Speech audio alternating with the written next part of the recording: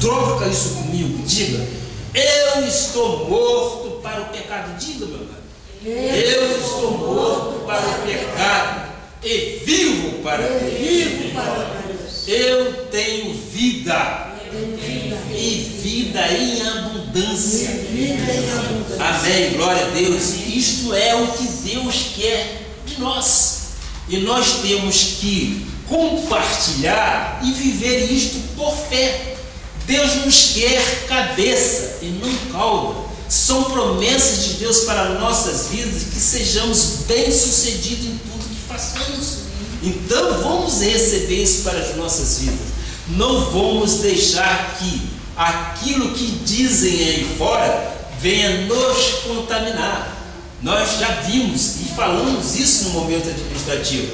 Nós temos uma conduta, nós temos uma disciplina, nós temos um tutor, e nós recebemos em nosso espírito que o ministério da graça de Deus é o ministério que vivifica, porque ele sim, ele te tira de todo pecado, porque o pecado não tem domínio sobre nossas vidas. Nós aprendemos isso. Se antes nós estávamos em pecado, ele nos tirou da ira. Agora não, agora nós temos o entendimento, nós temos a clara evidência de que nós não nascemos para pecar, e nós não vivemos na prática do pecado. Vamos ver o que diz o versículo 14: porque o pecado não terá domínio sobre vós, pois não estáis debaixo da lei, e sim da graça.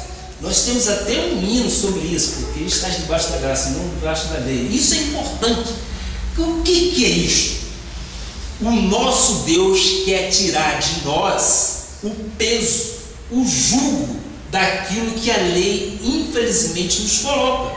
A lei teve sombra de bens vindouro, a lei valeu, mas ela não prevaleceu. E com a morte e ressurreição de nosso Jesus Cristo, tudo fez novo. E isto para nós é muito fácil entender. Só não quer entender quem não compreende, quem não estuda a Bíblia, ou não quer se render ao nosso Senhor Jesus Cristo como o único e suficiente Salvador. Aí começa a colocar lógicas humanas.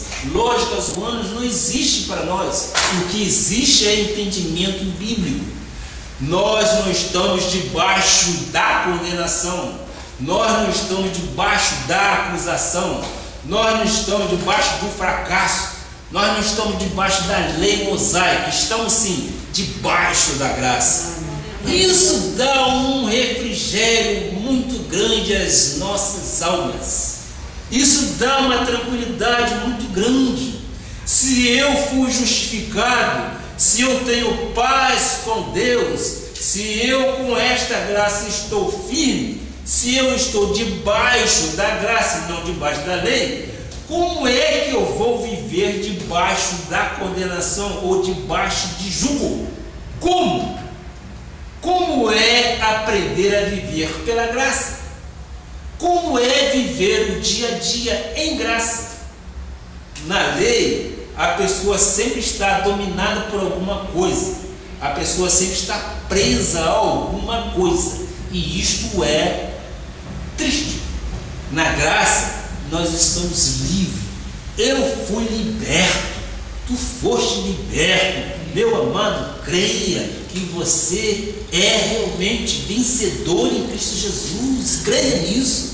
Nós temos que crer que o nosso Deus a quem nós servimos é um Deus que cuida de nós, é um Deus que cuida de mim, é um Deus que cuida de você. Ele não te deixa desamparado. Pode crer nisto que eu estou falando, meu irmão.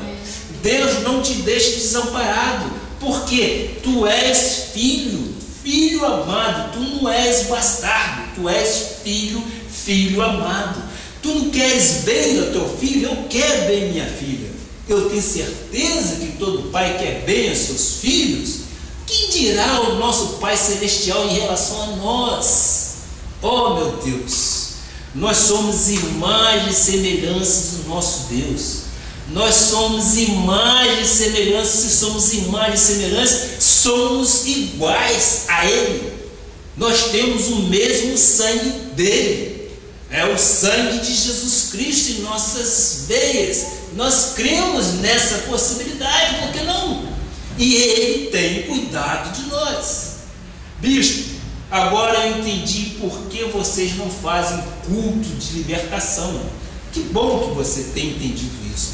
Isto já é um bom começo, isto já é um bom passo, porque nós não temos culto de libertação.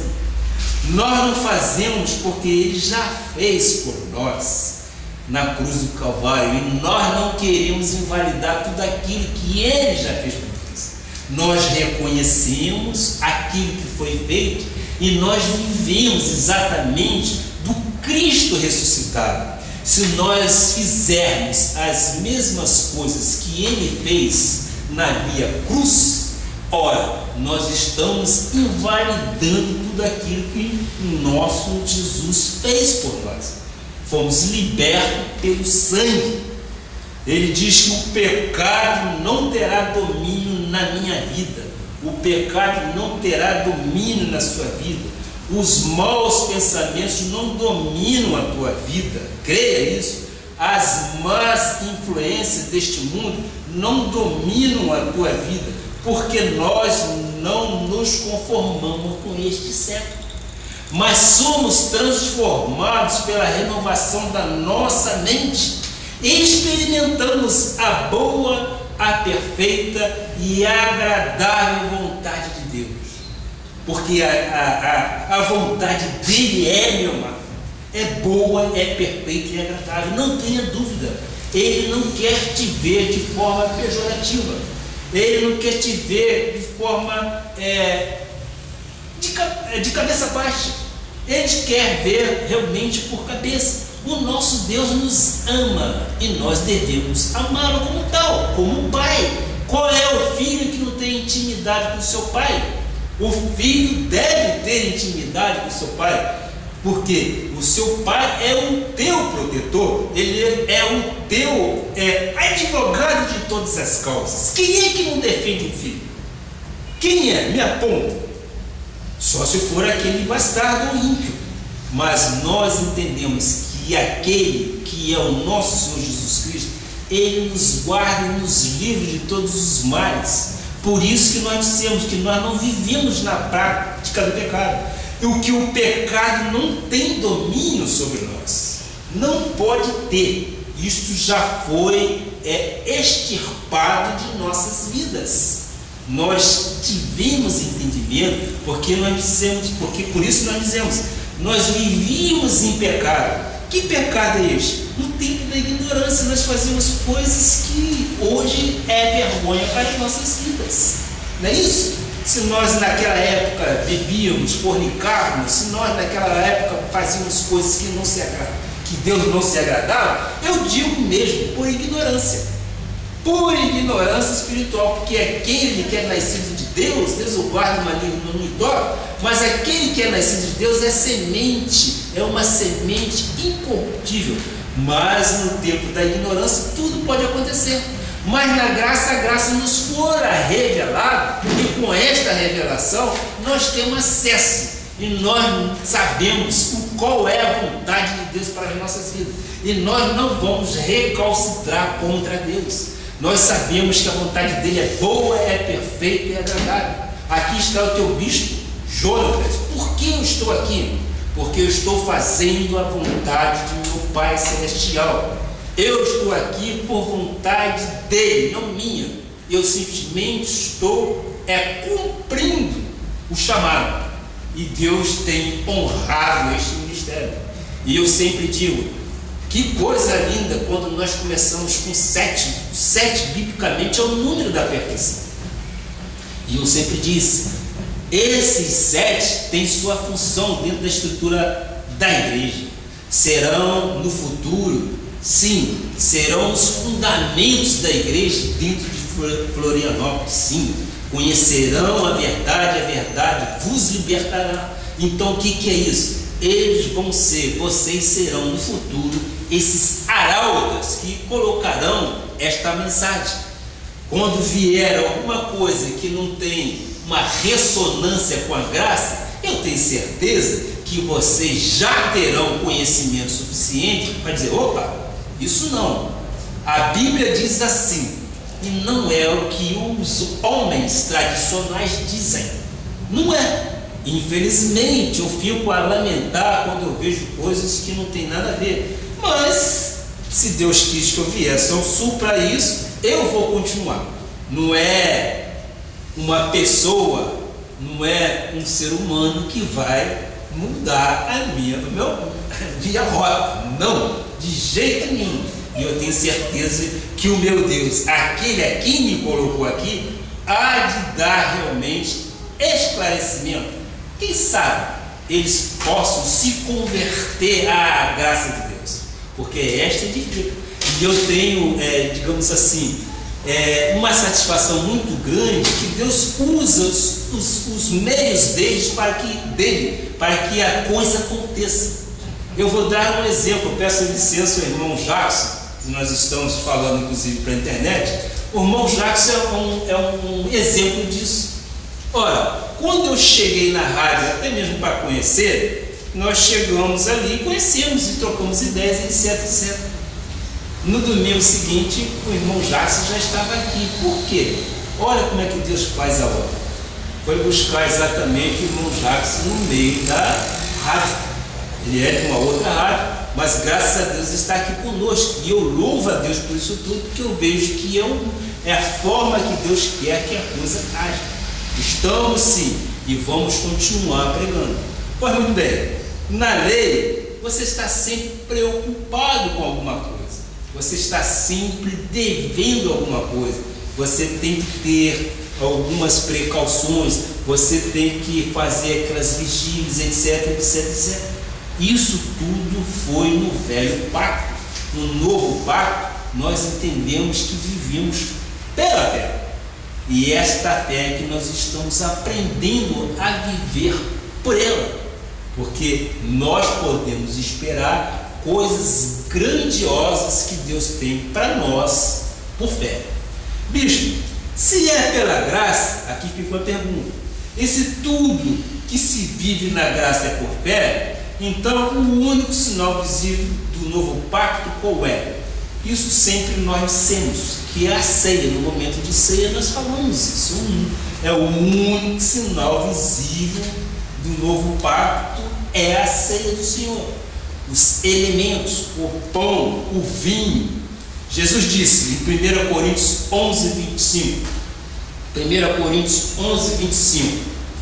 Por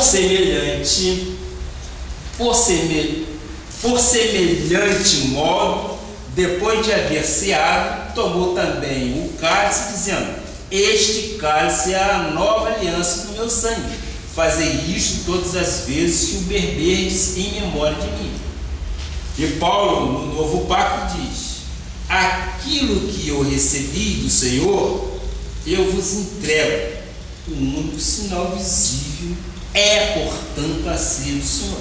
O resto, meu irmão, é por fé.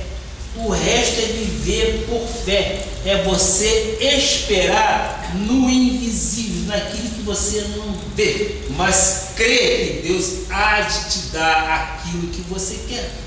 Nem sempre a tua resposta é de acordo com o seu pensamento, mas é de acordo com a vontade de Deus. Porque a própria palavra diz que o homem faz plano, mas a resposta certa vem dos lábios do Senhor. E nós temos que dar graça em tudo. Diz a palavra: em tudo dai graça. Seja nas adversidades, seja nas tribulações, em tudo dai graça. É difícil você fazer isso?